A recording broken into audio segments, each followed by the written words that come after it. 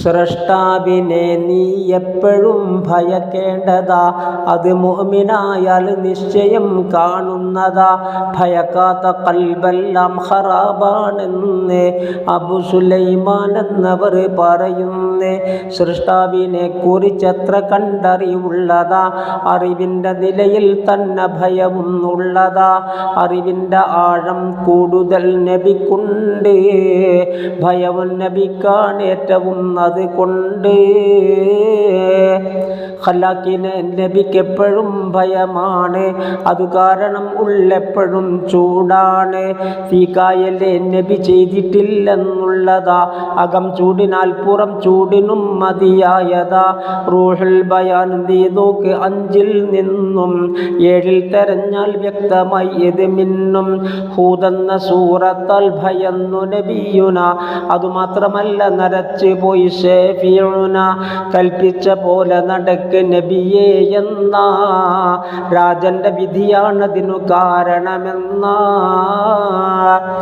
ചോദിച്ചു ത്വാഹ ഒരു ദിനം ജിബ്രീലെ. ചിരിക്കാത്തതായി കാണുന്നു മീകായീലെ, നരകത്തെ സൃഷ്ടിച്ചത് മുതൽ മീകായീൽ, ചിരിക്കാത്തതാണെന്നുത്തരം ജബ്രായീൽ. എനിക്കുള്ള കണ്ണും തോരലില്ലേ ഇന്നും, സൃഷ്ടിച്ചതെന്നാണോ ജഹന്നം അന്നും. ഉമർ ഇബ്നു ഖത്താബ് എന്നവർ കരയുന്നതാ, അതിനാൽ കറുത്തിരുപാതയും മുഖത്തുള്ളതാ.